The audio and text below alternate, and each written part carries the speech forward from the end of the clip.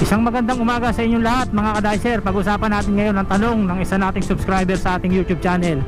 Sir, paano po ba mag buy one take one? No, isang magandang tanong ito, lalong lalo na dyan sa mga baguhan. Okay, tapusin nyo po ang video na ito.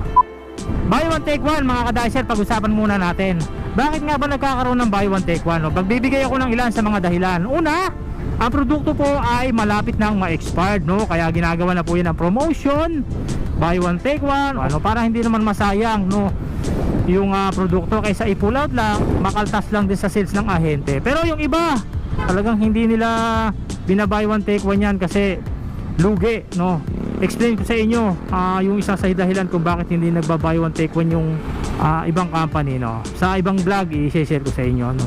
Sunod na dahilan kaya nagbabuy one take one luma na or old packaging, no? So kinakailangan magpalit ng kumpanya ng packaging nang sa gayon madali nilang ma-identify na sila ay naka FIFO or naka FEFO, no?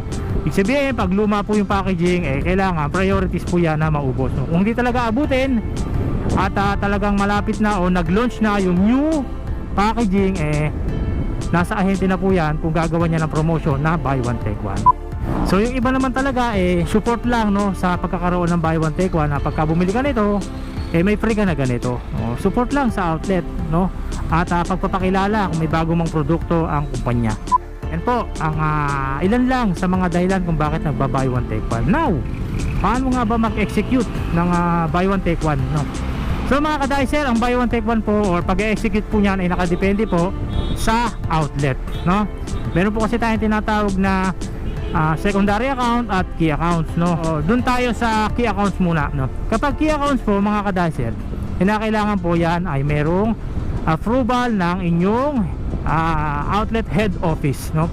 Galing sa ahente na ganito ang allocation, ibabato yan sa mga branch nyo, tapos saka nyo po i-implement, no? Kung ilan ba yung dapat na ma-buy one take one nyo, no? Tapos gagawan po yan ng generic barcode sa kanilang system, nang sa gayon pagka yan po ay na-scan, automatic buy one take one. Meron naman binubura yung isang item, tapos yung isa ay nilalabas yung barcode para yun na lang ang i-scan pagdating sa counter. Key accounts po yan, ha? Kailangan po may letter bago po ma-execute ang buy one take one, no? Doon naman tayo sa maluluwag na outlet, secondary.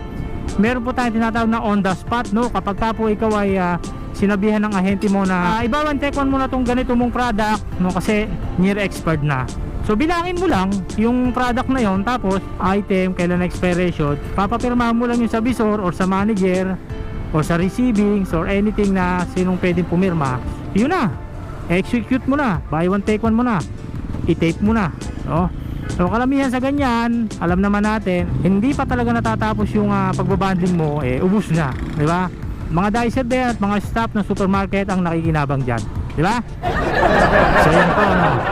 So ulitin ko, nakadepende po ka-dicer sa outlet policy kung paano mo i-execute yung buy one take one. Okay? So wag po natin kakalimutan, dapat lagi pong may letter, ano? Kasi mahirap po ma-charge, ano? Wag ka basta-basta pag sinabi na buy one take one mo to, tapos ibabanding mo. Wag.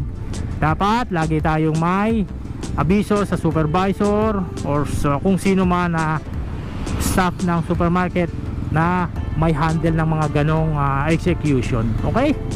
So yun lang ka-dicer, ganong kadali ang mag buy one take one, no? So mahirap lang naman talaga dun sa key accounts, no? Saksakan ng daming hinihingi. May expert na lamang yung product mo, bago pa bumaba yung letter from head office, ilang araw na lang, tapos ibabanding mo pa, aabutin, di ba? Ganun kahirap, di ba? So kaya dapat laging pukpok sa ahente, kasi babalik din sa ahente yan kapag hindi kagad na execute yung ganyan, no?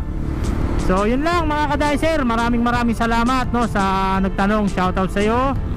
Hanggang sa muli, ako ang inyong lingkod, Erwin Regalo, palagi nagsasabi ng kasabihang mabuhay ang lahat ng merchandiser. Peace.